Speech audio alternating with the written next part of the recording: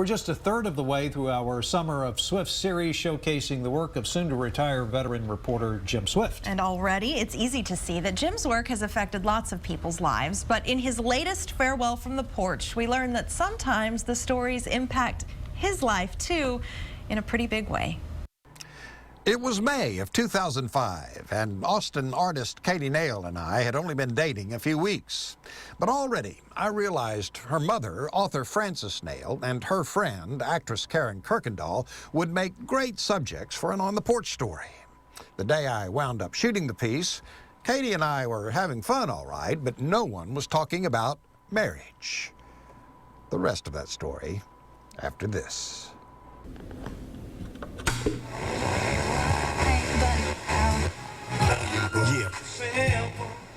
Why did he wear white flannel trousers to walk on the beach, and why did he wear the bottom of his trousers rolled?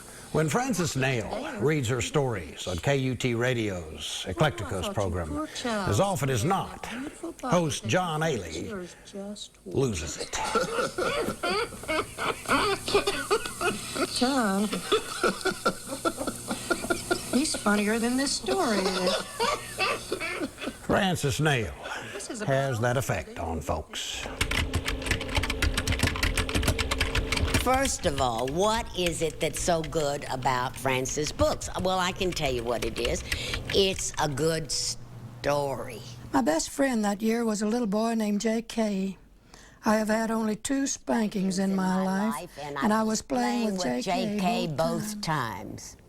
I was also playing with him the day we found the whiskey. Actress Karen Kuykendall is a longtime friend of writer Frances Nail, and she remembers well the first time she heard Nail read her stories on the radio on John Ailey's Eclecticos program. By the time Frances finished reading on that program, a publisher had driven down to KUT and was standing outside the studio, John Ailey's studio, where Frances was reading, and burst in when it was over and said, "I'm your publisher." They never laid eyes on one another. Mrs. L took one whiff and gasped, "Oh my goodness, that's whiskey." Now, Kuykendall is about to read from her good friend's work in a one-person show called I'm Not the Woman I Was. I forgot they were mine, and I wept when she was reading, so I knew the play was going to be good. She reads it differently than you would. She reads it differently, but it affects me the same way as when I read it. And I can make myself cry when I read it. A friend with a farm would bring us a hogshead every fall, a huge head. It was laid out on the kitchen table. The telling of a story, about the telling of a story, about the telling of a story, about the living of a life. Ma attacked that head Out on the with porch, a Jim Swift, knife KXAN and reduced News. it to a bear's skull. When we finished shooting that story, Frances allowed us how she figured I'd put more time and trouble into it than normal. Well, I answered, never hurts to butter up a future mother-in-law. Her eyes widened into a look I wasn't sure was good, but 4 months later, Frances Nail and I were dancing at the wedding of her daughter. Sweet. Oh, very sweet. How about that?